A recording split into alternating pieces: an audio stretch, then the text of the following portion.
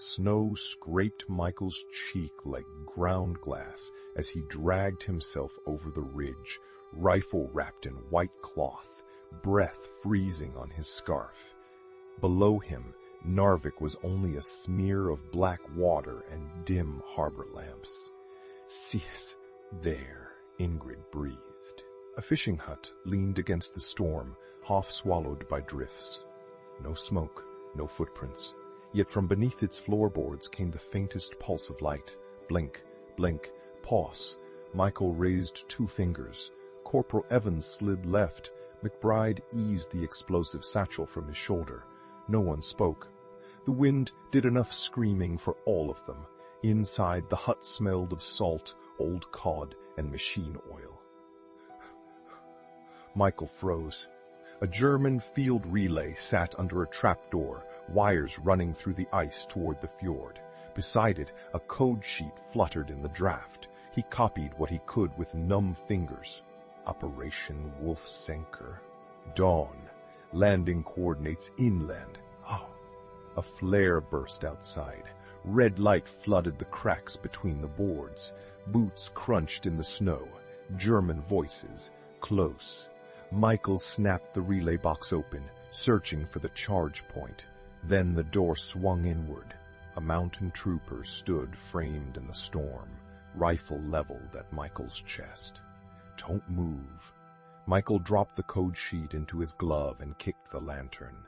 Darkness swallowed the room. "Toned now." McBride slammed the charge beneath the relay. Evans fired once. The blast came small and brutal, lifting the floor, snapping beams, filling the hut with splinters and snow.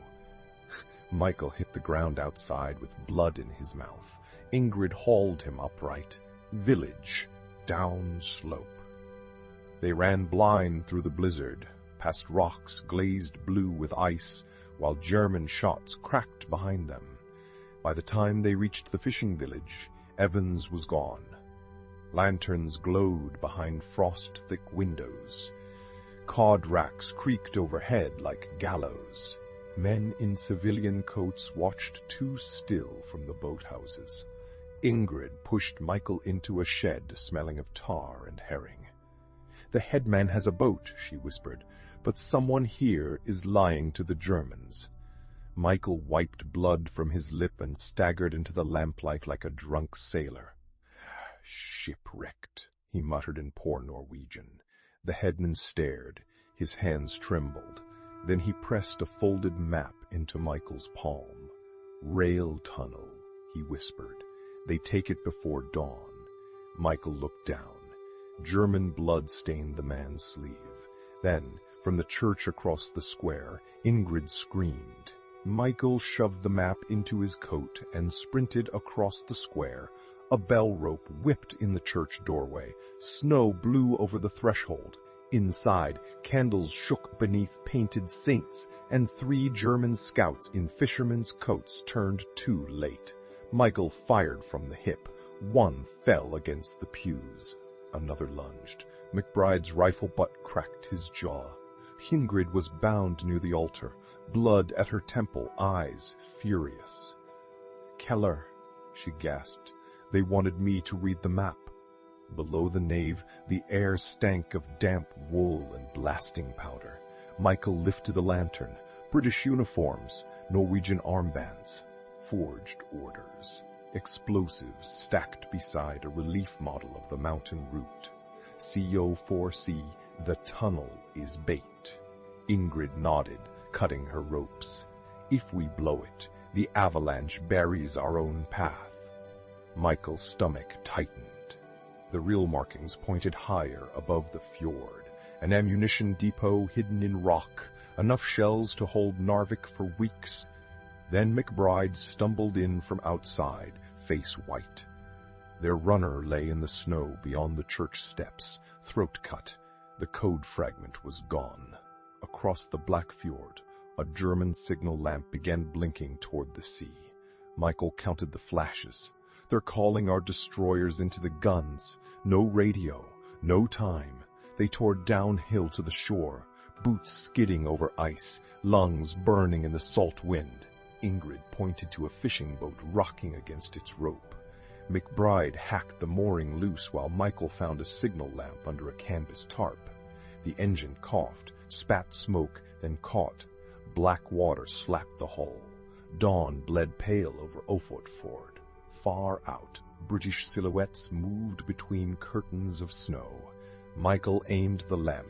Short, long, short, warning, shore battery. Turn away. A cliff erupted orange. The first German shell missed by yards, lifting the sea beside them. The second struck the stern. Wood exploded. Freezing water punched Michael's ribs. He surfaced choking, one hand still clenched around the lamp. Ingrid dragged him to a rock shelf as British guns answered, thunder rolling between mountains. By noon, they reached the pines above the fjord, half frozen, alive. The headman waited there, weeping. "My son," he whispered. "They hold him at the depot." Snow thickened.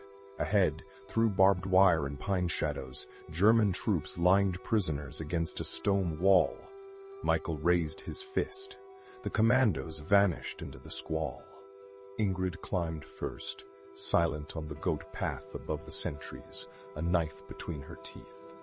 Michael crawled through a drainage culvert with McBride, dragging explosives over frozen stones. A German officer shouted beside the wall. The prisoners flinched. Michael found the signal wire and clipped his lamp to it. To lay order, repeat, hold execution. The German squad hesitated. Above them, Ingrid dropped from the rocks. One guard fell without a sound, then another. "Run," she cried. The hostages scattered as McBride planted the charges. A shot cracked. The detonator line snapped. Michael stared at the severed cord. "Go." McBride shook his head. Michael shoved him toward the culvert and struck the fuse by hand. The mountain roared. Fire punched through the depot. Ammunition cooked off in white flashes. Snow broke loose, not wild, but guided by the blast, burying guns, roads, and German banners under tons of ice. Under tons of ice. Michael opened one eye. Across the fjord, British lamps answered Norwegian ones, blinking through smoke. Not peace. Not yet. But Norway still breathed.